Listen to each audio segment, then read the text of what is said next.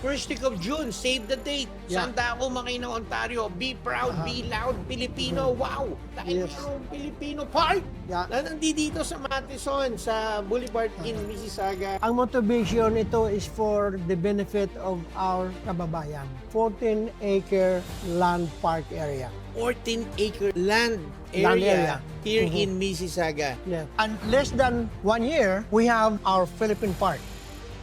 This project is futurist. We need to start something today. So for the benefits of the young generation, Kaya itong Philippine Park, hindi aksidente, pinaghandaan.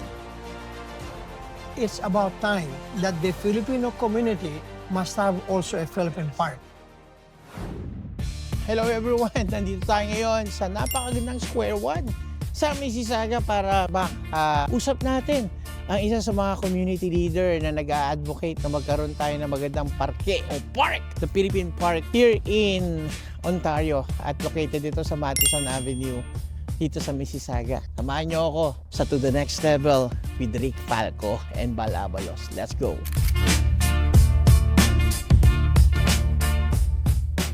Kasama natin ang mga community leaders natin dito, Mr. Rick Falco and Mr. Vic Bal Abalos. Rick Falco always believed in community service. Make the place a better place than before para sa ating kababayan. There you go. At makarinig naman tayo kay Mr. Bal Abalos. well, what's important is you can share what you know so that new generation will learn properly. Yan ang ating mga pag-uusapan ngayong araw na ito. Ito po ang programa ng nag-aangat sa ating mga viewers going to the next level. Hindi parating nandito. Dapat umaangat tayo. Kaya naman, it's not about me. It's not about you. It's all about we. To the next level.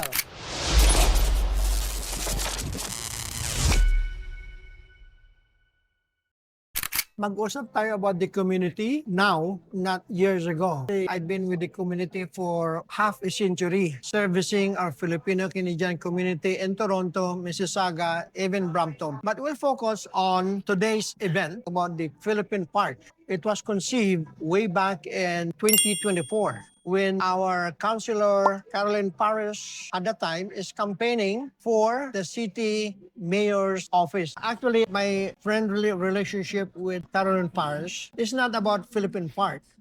It's about helping a good candidate and a good leader in Mississauga that will introduce progress. That's what it is. However, since there are so many parks already in Mississauga, like Saigon Park, the Egyptian Park, the Ukrainian Park, you name it, I asked her politely, Caroline, we've been here more than 50 years. It's about time that the Filipino community in Mississauga must have also a Philippine Park. I know what her answer is. I said to myself, there are only two answers that I expect, either yes or no. It will not harm asking a question. So she said, that's all you're asking? No problem. Once I'm elected mayor, I will make that my number one priority. We search for Philippine Park. The first suggestion I have is the park which is closest to my home. They call it Fairwind Park, a beautiful park with a 2 tennis court and a playground for kids. And Karen said, no, you cannot touch that because that is already owned by the developer. Okay.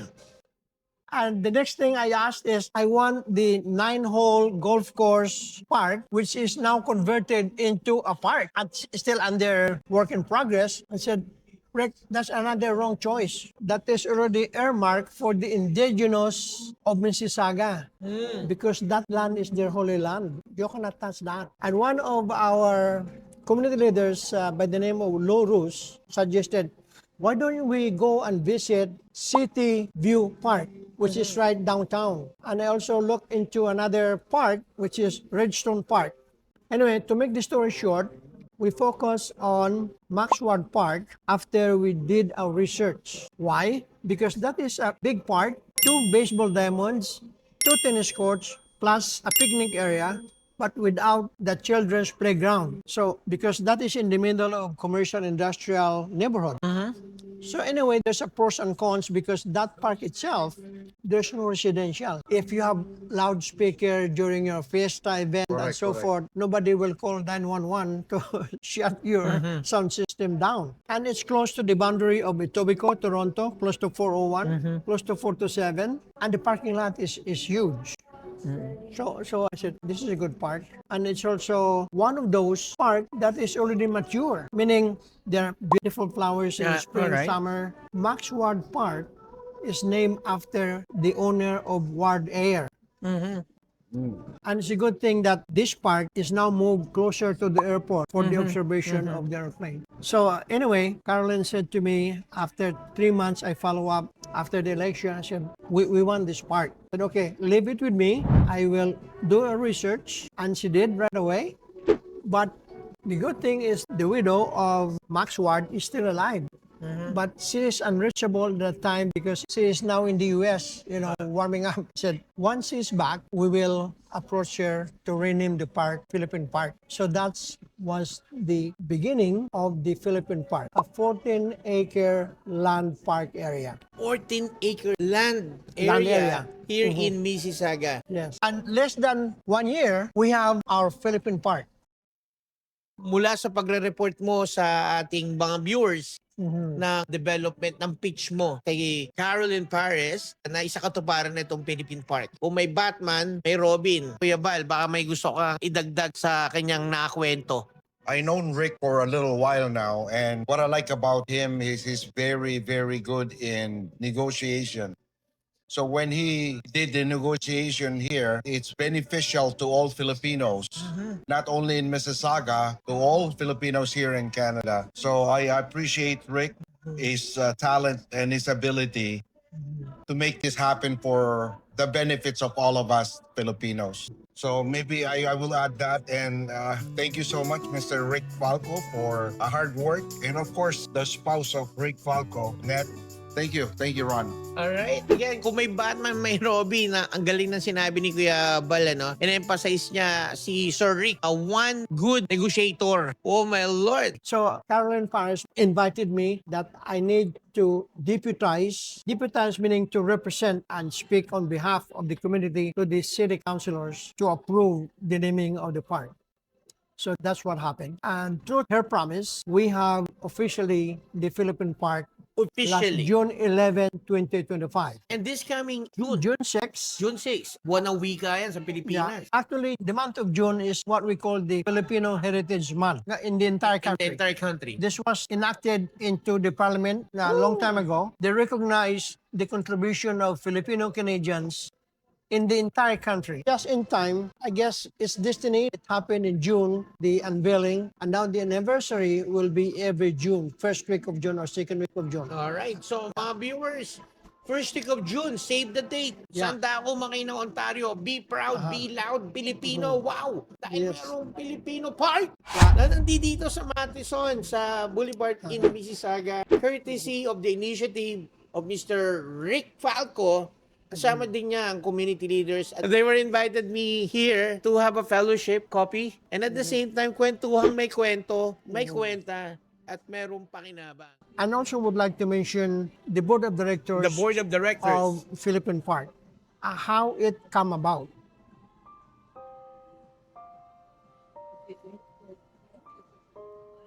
Wow. Madugo at mahirap ang pinagdaanan nitong laban na to.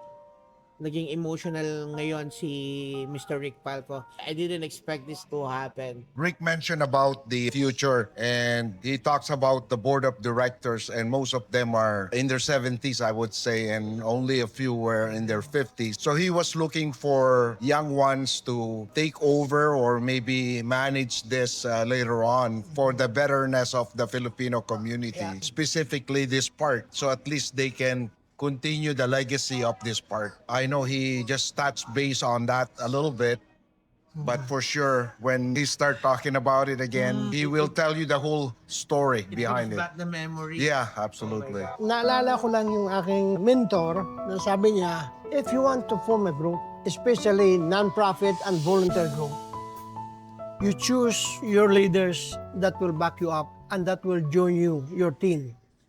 Why? Because there are so many volunteers that will come forward, but not all volunteers are chosen. So I choose them. Pinipili ko yun. People with good character, people with good integrity, na hindi nakasangkot sa mga korupsyon. Alam mo, nasisira yung mga asosasyon dahil sa pera, dahil sa marites. So I don't like that kind of character na egoistic ka, narcissist ka. We are Yeah. here to serve. May Marites, may Marisol din. Yung mga sulsol, ano? Tsaka yung Correct. Marites. So the board of directors, I chose him personally. Oh, great. Yeah. And I don't have to mention their name because they are there to serve.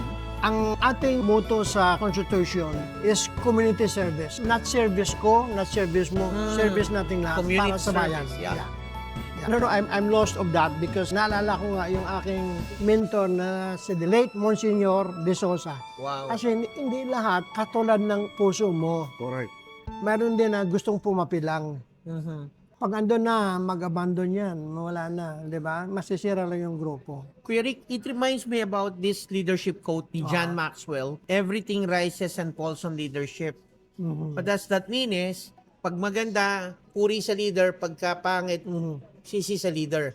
Yung bang naging dahilan mo kung bakit wala kayong magagawa, ako ang pipili na magiging kasama ko rito? Hindi naman na wala silang magagawa, but it's in my upbringing Upbringing. that I believe in Christ-centered leadership. Oo. That- Kasi may Yeah. magsusulsul sa'yo. Pwede mo ba siyang isama sa board Oh, of meron. directors? Meron, marami. Pwede bang ito? Marami. Oh. Umbisa naman, pwede bang ako na lang? Pwede ma, Para pwede. paano, gusto Yeah. namin malaman, paano magsabi ng no and o ang isang Rick Palco? Actually, it's hard for me to say no right away. I think, I analyze, Oh, and there I you go. accept or deny. Oh, nice. And there are a number of leaders that I know when I talk about Philippine Park Aha. and I'm forming an organization, Philippine Park Association. Sabi niya, Kuya Rek, in ako dyan. Eh, kilala ko na siya eh, kasi I talked to him. But I did not invite. I Okay. just share the vision, There you go. the plan. So, alam mo naman kagad, mas maganda yung the step forward and I don't talk to anybody. Before I talk to somebody, I know na I would like him or her to join. In business, that's what you call calculated risk. The other ear in a good side. Nuggets to, mga babayan. Ah. Hindi lang sa community service, pati sa negosyo. I like that. Katulad mo ron, Parang sosya. multi-talented ka. You have so many businesses and vlogger ka pa. So, ang gusto ko, all Filipino leaders, kasi if we group our resources, our wisdom, our experience, we will succeed. Wala pa. Yung mga ito, nauna lang sila sa atin sa Canada. Sometimes, mapaiba yung topic ko natin, ano, na it's hard to say na meron talagang discrimination, whatever the case. But we are proved them wrong na tayo ay mahusay. How do you deal with a difficult person? Simple lang. Befriend, be humble, and try for them to see your way. Having said that, once they realize your intention, they will not become difficult. They are just strangers and they will be friends. May bubunutin ako sa sinabi nyo. Intention. Para sa mga viewers natin, siguro ito tanong ninyo, ano ba tong intention na to? Paano ito pumapasok sa puso ng tao? Each of us have our own intention, either for yourself, for somebody else, or for the Lord. So mamili ka. Always, again, this is your upbringing, character mo ito. This is not just developed overnight. Di ba, Bal?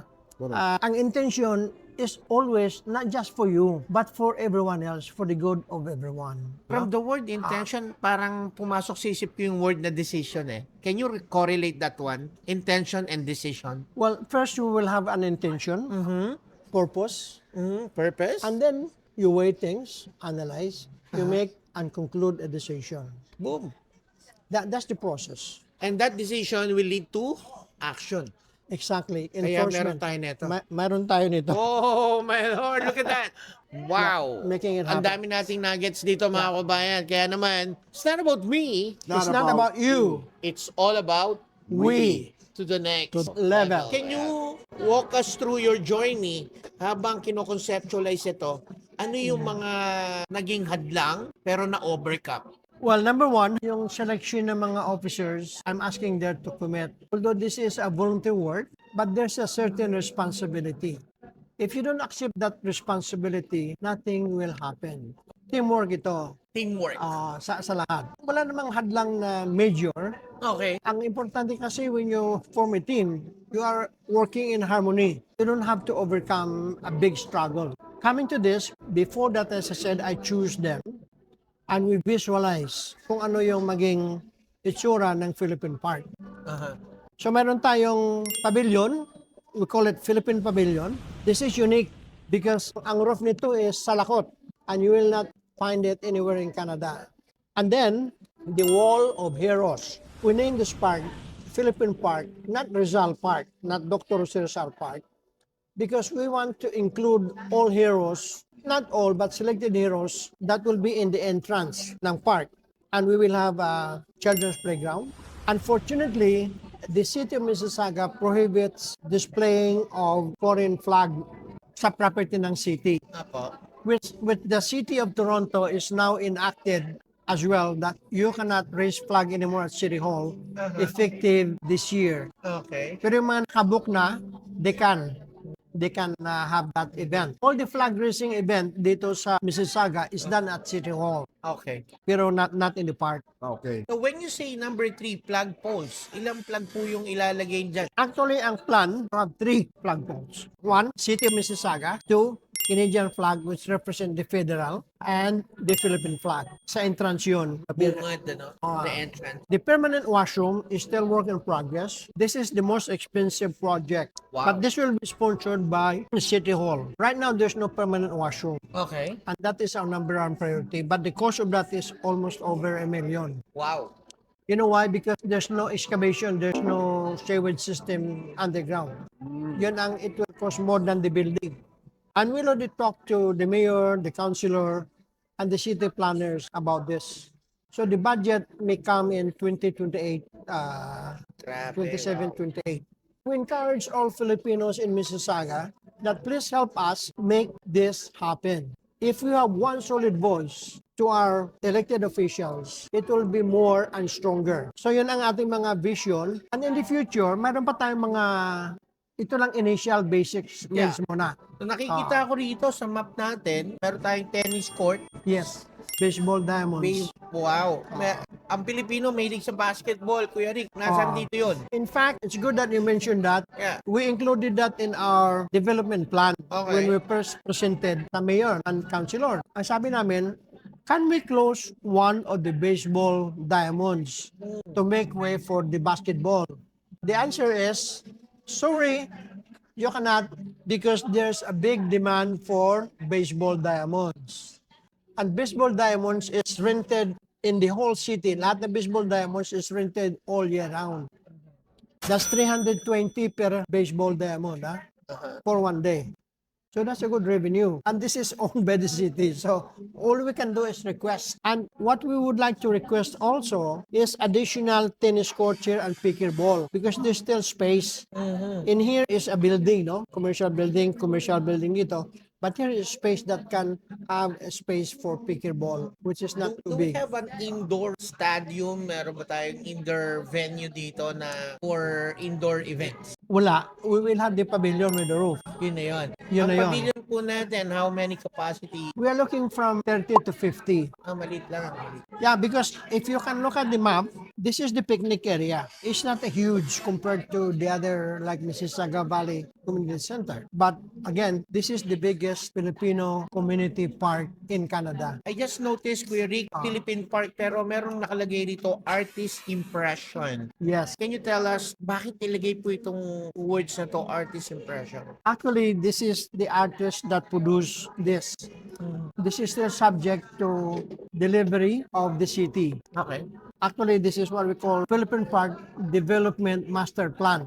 Okay. Well, it's a good thing Yeah. dahil marami din talaga naman na magagaling na artist mga Pilipino.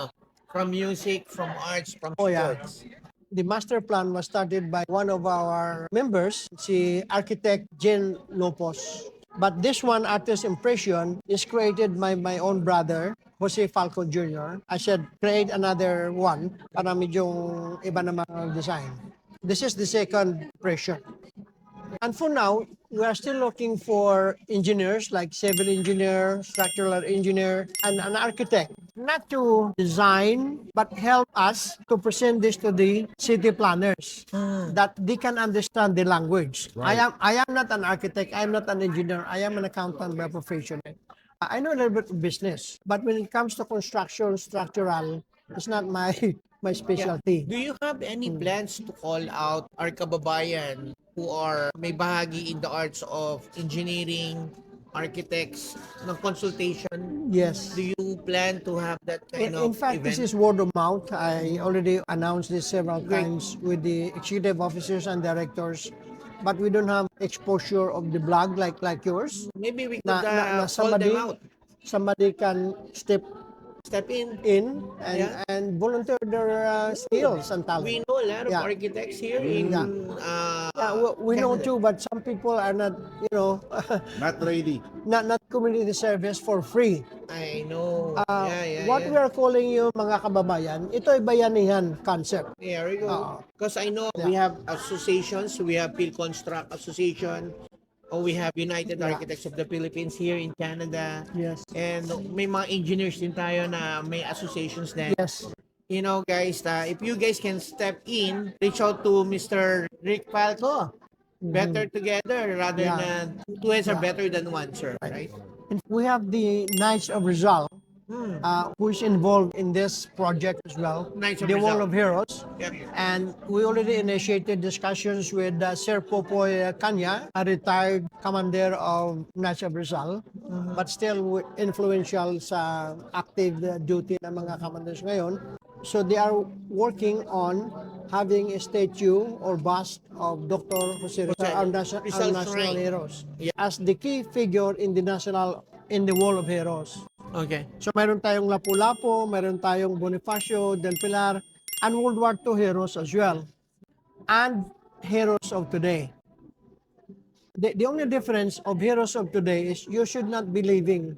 Kasi dapat you pass away na. Because again, not because of my rules, but because of the role of Mississauga bylaws. Oh. Because what happened is, yung mga royalties, no, they name a street. Tapos, buhay pa. Okay. And then, maloko itong mga royalty, they want to remove the name. One example is Dundas Street. There's a motion sa City Hall na pass na, they want to get rid of Dundas Street dahil racist ito si Dundas. Okay. And so forth, no? Just give you some input. So, heroes of today is what, in fact, I was thinking of the great boxer of the whole world, Manny Pacquiao. Nobody can beat the 8th World Division. World Division title, Yeah. Sabi niya, no, you cannot is put still that, alive. buhay pa. Well, okay, we will ask him to donate yung Wall of Heroes. And naka-reserve na yung statue na. Very controversial po. Anyway, buhay pa pinag-uusapan natin. Anyway, pabalik tayo. Ito po ay hindi simpleng plano. Ito po ay hindi simpleng intensyon. And let's talk about feelings. Everything comes together and everything falls in the right place at the right time. Your legacy po, ano po ang pakiramdam nyo ngayon? Ang importante lang niya, we are joyful, grateful, and humbled na this is awarded to us. Hindi to me, us. To us. It's not about me. It's about You. It's all But about about we. me. To the Exactly. next level. To the talaga. next level. Yun no? Sir Rick, talagang pasok pa rin tayo sa to the next level. Brimo, walang park ngayon meron na. At it's ongoing Actually- development. Kamusta naman po, Sir Rick, ang suporta ng yung Better Half dito? Oh, number one. Yeah. It's good that you mentioned that. No, Yes, sir. No kidding aside, she's the backbone. The backbone. Woo! Hello, Manny. Although I have my head, but she's the one that turn it left or right. I know.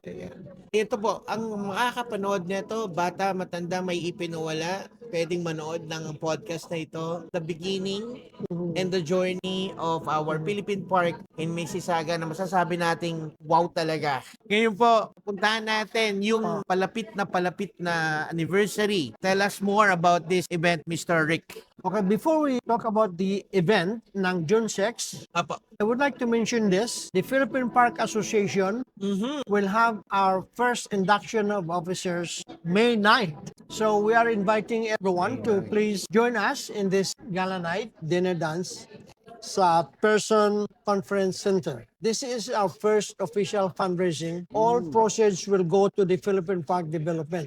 Oh, I haven't mentioned that the Wall of Heroes here is not funded by the city of Mississauga. It's funded by the association. The reason for that is because the Wall of Heroes is purely for Philippine heroes. Correct. Yeah. So sabi ng mayor, hindi funded namin yan.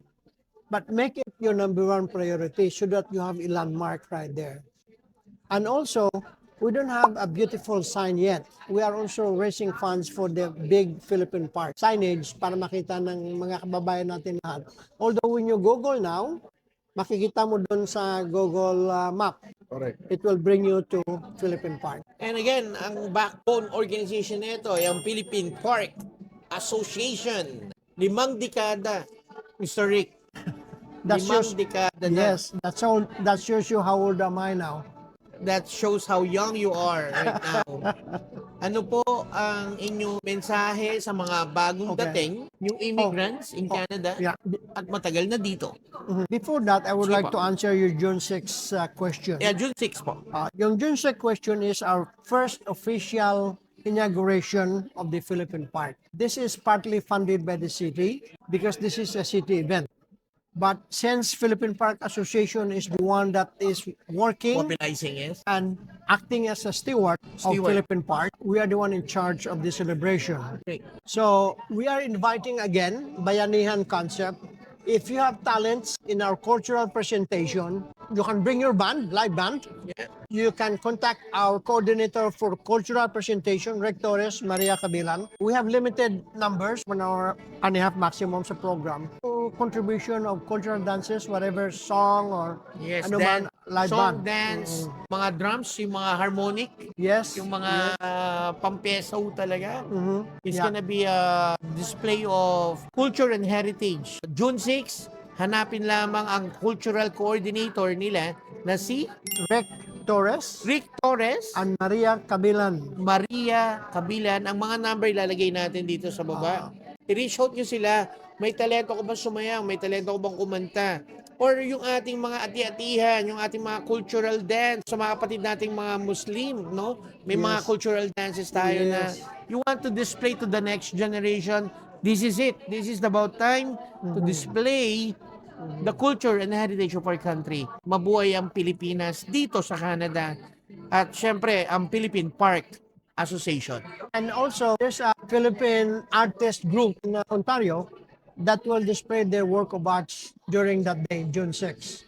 So, this is not only for dancing, Yes. arts, sports as well. Yes. So, And even yung mga yeah. paints nila. yes, no? yes, Yung mga they will bring drawing their nila. work of art right there for display. Yeah. Imbitin rin natin yung mga asosasyon. Yes. Samut-saring asosasyon na nakarehistro. Ay, yung iba hindi nakarehistro, okay lang. Pero kung meron kayong mga asosasyon, Yeah. sama-sama together tayo sa June 6. Libre to, walang bayad. Correct. At the weather is good. Should be good. Should be good. We'll pray. It's free. Anyway, gano'n pa man. Yes, sir. My question is very simple. Can people participate in selling foods or have Yes. something like that that will also promote the finance to the In to the fact, Philippine Park? yes, we will have food concessionaire. There you go. But they have to pass the permit. Everything is controlled by the city health. We have to apply for permit for that. Okay.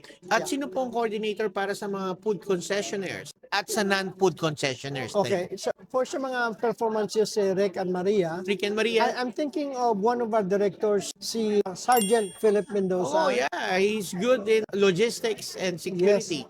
And they are the one running the Harbor Front event every year as well. Yeah. Naku, So mukhang the- maganda to pag uusapan to. The good thing is we are surrounded by good volunteers. There you go. That are the chosen one. People with credibility and with leadership already. Yeah, yan ang importante. Na yung mindset mo, you are there to volunteer, hindi for profit. You know, There you go. at ni Bal, you know, we've been to this business to Yeah. helping others community service. Kasi sabi na ng Biblia, if you give something, tenfold babalik sa'yo. There you go, yeah. Kasi ang mga Pilipino, Sir Rick, for sure, pag may event, hindi mawawala ang food talaga. Oh, yes. Yeah. Nandyan ang ating pagkain. Mga Pilipino, pag nag-party, sandamakmak ang pagkain talaga. And you are free to bring your own picnic food. There you go. But meron tayong talagang food concessionaire na hopefully marami ditong restaurant sa Mississauga mismo. Okay. 1 year na po. 1 year. 1 year pa lang, we are looking at a bigger festival than June 6. You know why? You are from Cebu. Opo. I'm from Iloilo. Iloilo, mga Ilonggo dyan. You know what it means yung sinulog? Pinulong. Yeah. At-atihan binanggit mo kanina. In Iloilo, we call it dinagyang. Dinagyan. Yeah. What we plan to do, hopefully, this will be financed by the mayor of Iloilo. Pwede pa na yun. We will invite Pwede. the champion of dinagyang to dance here in June. We call it the Philippine Heritage Month. There you Not only in Philippine Park, but also in City Hall, Queen's Park event. Malaki yun. Wow. That's tourist attraction sa Philippines. Ha? So, Yeah, it's a promoting Iloilo dito sa Canada. or Cebu, Or Cebu. or Aklan, which is the original. Mga Aklanon, ang dami Kalibo, dito. yeah, Kalibo, Aklan. Ang mga ati-atihan dito, grabe solid. Kung hindi natin ma-import yung physical champion doon, I'm sure that Aklanons will have their costume and We have everything. it. We have it here. When I went to Winnipeg, meron sila doon. Doon. Dito sa Toronto, meron din po, mga Aklanon. Yeah, why don't we start it this Hold on. year? Meron pa. Yung mga igurot. Yeah, meron. Oh yeah. my God, ang laki ng organization dito. Call, Yan. can you make the call and We can, request we can. instead of happening it next Yes. year, we'll do it June 6 this year. We can coordinate, can talk to the leaders. Makipag-coordinate lang po kayo sa Oo. Philippine Park Association. We will flash all these informations online. Yeah, you mentioned Egorod. That is a very unique. Yeah, ang laki po ng mga Igorot Association dito Right. sa Ontario. Yes, good. Okay. Again, marami tayong napag-usapan ngayong araw na ito at marami pa talaga tayong mapag-uusapan dahil ito pong ginagawa ni Sir Rick. This might be my last question. Ano po ang motivation nyo? Ang motivation ito is for the benefit of our kababayan. Yan lang. Na tayo dito sa Mississauga, sa Ontario, sa Canada, are now mature and very productive community. There you go. Hindi tayo nag-demonstrate na kung ano-anong ginagawa na kalokohan. We are here to improve our city, our country sa tulong-tulong ng ating mga kababayan. Bayanihan spirit. Bayanihan talaga. Yan ang gusto natin makita sa June Yeah. 6. Hindi yung self-proclamation, self-promotion, Exactly. Yeah. only para sa we. It's not about me. It's not about you. It's all about we. To the next next level. level. Mr. Bal Avalos, any closing remark? This project is futurist, meaning to say it's good, not only good for us because we know the life expectancy is very short. So we need to start something today. So for the benefits of the young generation, not only the Filipinos, but also the whole community Yes. of Canada. So thank you so much, Mr. Rick Falco, for the great starting point of this project. And thank you for the next generation who will benefit from it. Thank you so much. Any closing remark, Mr. Rick, sa mga viewers natin? Sure. I would like to thank Val for introducing me to you and also your beautiful daughter for working on the camera. Thank you. And my wife for accompanying me here. In fact, this is unexpected. I thought we're gonna shake hands and have coffee and all that. But one of my mottos is be prepared for the unexpected. Wow. So anytime I can deal with. There you And all of that is because of the blessings of the Lord. Mabuhay tayo lahat.